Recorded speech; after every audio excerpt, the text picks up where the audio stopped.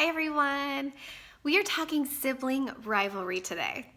I cannot tell you how many times this has come up in our forums from every type of family imaginable. And the truth is, sibling rivalry is inevitable.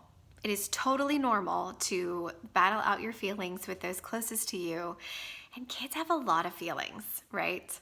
Plus, right now during the pandemic, our kids are cooped up with very little social relief elsewhere. So it's kind of this compound effect.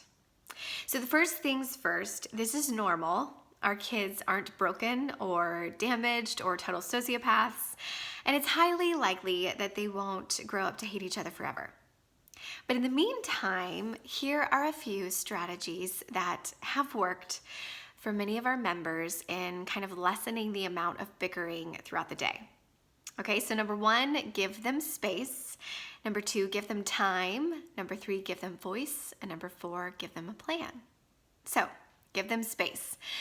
Establish a few cool-off zones in the home where an overwhelmed kid can go if he or she needs to self-regulate. So maybe it's a treehouse or a favorite chair or a canopy over a bed. Let your kid choose their own unique spot. Let them decorate it however they like. This is a great way to practice self-awareness before a fight even begins. And also to teach our kids that they are far better able to manage their emotions and to find solutions once they've had a chance to calm themselves. Okay, so number 2, give them time. A lot of us have the tendency as parents to kind of rush in when tensions are high so we can sort of smooth it all over before it erupts, right? But unless our kids are in danger, this technique only stifles them from communicating their needs and problem solving as a team. So resist the temptation to step in too early. One of our members, Brittany, keeps a rule with her 2 boys. She says, "Come get me if you feel unsafe." And for all else, she lets them practice working it out together. Number 3, give them voice. So because rates of sibling rivalry are lower in families where everyone's place in the family is sort of respected and valued, it is important to state the problem and let each child acknowledge their own role in it. The best way to do this, while avoiding a longer battle of he said, she said, is to say what you see. So if you walk into a room and you see your kids fighting over a truck, you can say, "It looks like you both want to play with that right now." Once the facts are straight and everyone's in agreement about the problem, then you can proceed with a plan, which brings us to number 4, give them a plan.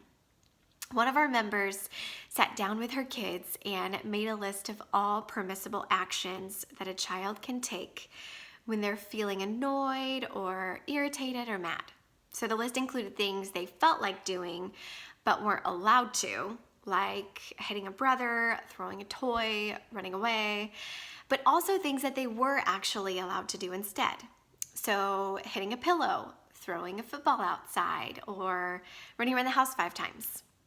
So each child wrote or drew their own plan, they signed it, and then they posted it to the family fridge. So now when there's a conflict of any sort, each family member has a set of boundaries to work within until they can problem solve a solution. So you'll notice that many of these strategies are simply techniques for emotional management, okay?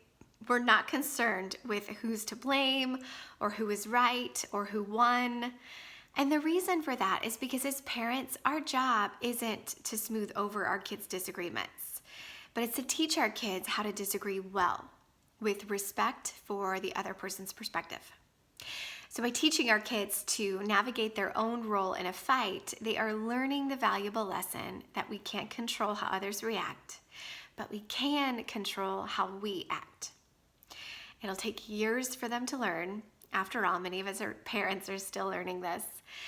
But the good news is this: their next practice session is right around the corner.